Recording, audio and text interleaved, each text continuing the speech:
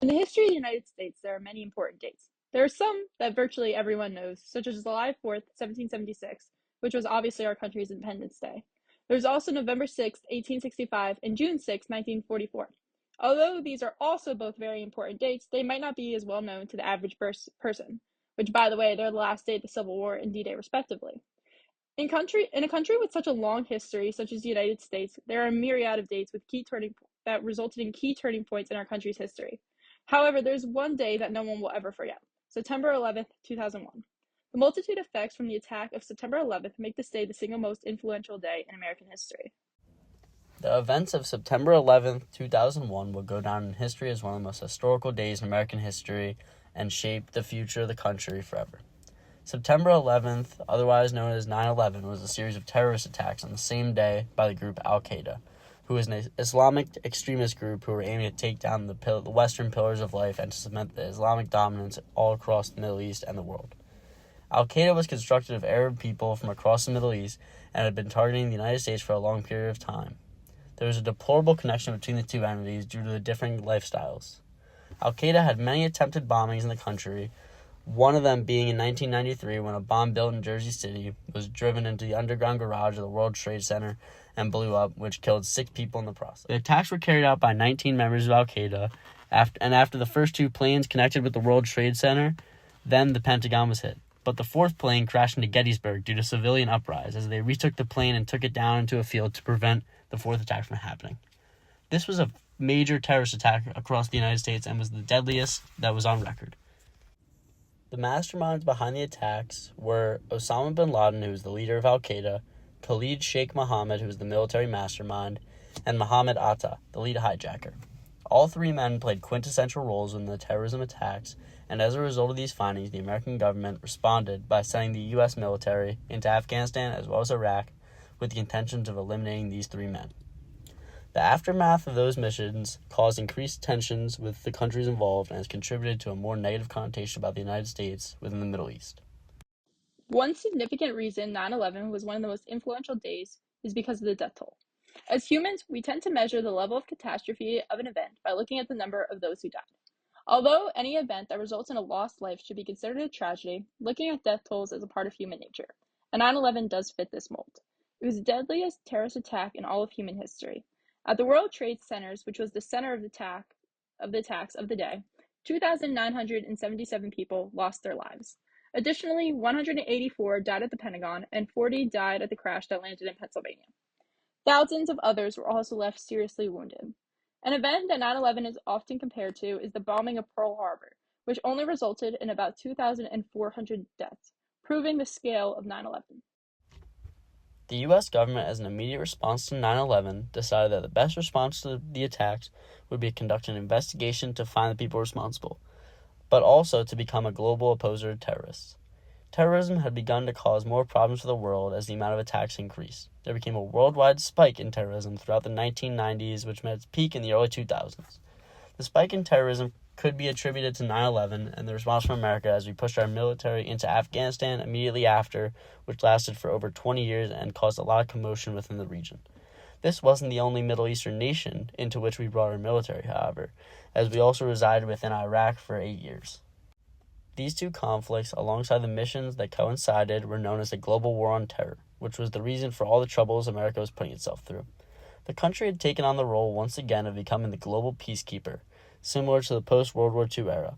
The problem with this new role was that terrorism was almost anonymous. Since terrorism lacked a direct opponent, this was a major problem for the country. It started to become something similar to Vietnam, where we were struggling to find someone to fight and to blame. Due to these conflicts, America started to gain a worse reputation around the world, however, especially in the Middle East, and these lasting tensions can still be viewed today. After the September 11 attacks, the United States emerged as a global leader in the fight against terrorism, reshaping its foreign policy and international role to address new security challenges. Immediately after the attacks, President George W. Bush declared a war on terror, aimed at eliminating terrorist organizations, particularly Al-Qaeda and its affiliates. This campaign included major military interventions in Afghanistan and Iraq, international cooperation to combat terrorism, and efforts to cut off funding to terrorist groups. Through these actions, the United States government began to reshape its foreign policy for the foreseeable future by taking a hard stance against any form of terrorism. The U.S. military became active in many countries suspected of harboring terrorists. Shortly after the attack on the United States, President Bush launched a counteroffensive against the Taliban government of Afghanistan and Iraq, which was thought to possess weapons of mass destruction for terrorists. These actions aimed to find Osama bin Laden, the mastermind behind 9/11, and to dismantle Iraq's alleged weapons capabilities. The interventions not only sought to punish those responsible for the attacks, but also asserted the right to strike against perceived threats before they materialized. The prolonged military engagement aimed at defeating terrorist groups and establishing stable democratic governments.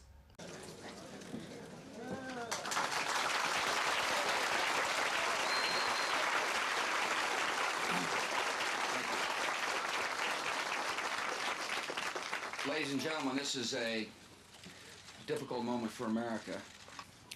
Today, we've had a national tragedy. Two airplanes have crashed into the World Trade Center in an apparent terrorist attack on our country.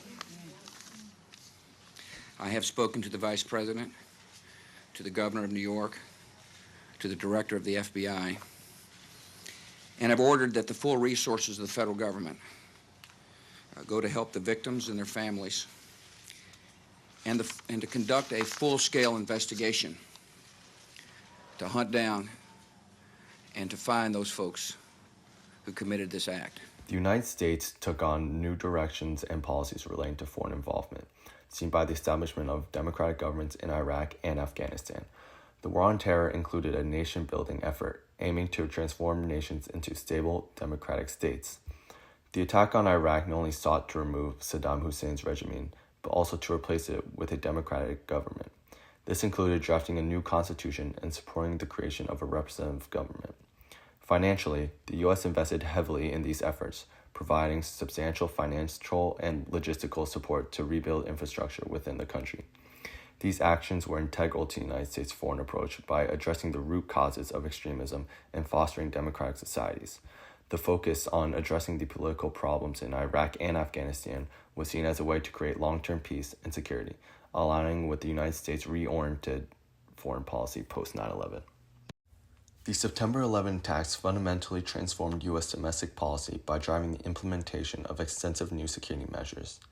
In the immediate aftermath, the United States government took dramatic steps to enhance national security and prevent future terrorist attacks.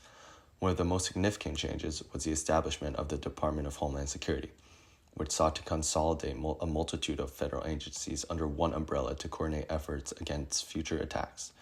This creation was supplemented by the USA Patriot Act, which expanded the government's investigative and surveillance powers. The legislation allowed for an increased monitoring of communications and the ability to detain and deport individuals suspected of participating in terrorist activities. Airport security underwent a complete makeover with the creation of the Transportation Security Administration, leading to new and stricter screenings for baggage and passengers, along with enhanced portals at international points of entry. These measures taken by the United States government aim to neutralize threats before they can materialize, while also expanding the power of the federal government. Intelligence and law enforcement agencies were given enhanced abilities to share information and coordinate against threats, leading to a more integrated security apparatus. The security expansion of government power and to ensure national security, while also raising national debates surrounding civil liberties and privacy. I will not let the Patriot Act, the most unpatriotic of acts, go unchallenged. So the American people say, enough's enough, we want our privacy protected. The bulk collection must end, and I think we have the votes to do it now. In conclusion, there's a saying that goes along with remembering the events of 9/11. Never forget. The saying exists to remind us of the lives of those who died, and was also used to increase unity and nationalism in a time of national crisis. The saying also reminds us how this day was in fact so influential that in a way we can never truly forget what happened, as the impacts of these attacks still affects our lives today, which is why 9/11 was the most influential day in American history. There are days we'll always remember. And there are days we must never forget. After September 11th, 2001, our nation came together to meet tragedy with humanity. Whether you were there, saw it on TV, America is under siege. or learned about it in the classroom, this is a day we must always remember. Show the unity and resolve that followed that solemn day during this 9/11 Day of Service. Remember the fallen by lifting our communities. Honor the heroes by becoming a hero to someone in need. Register and volunteer to support our schools, food banks, senior centers, disaster readiness, and other organizations. Volunteer as individuals or unite with neighbors to support our communities. This is how we make a difference and show we remember together.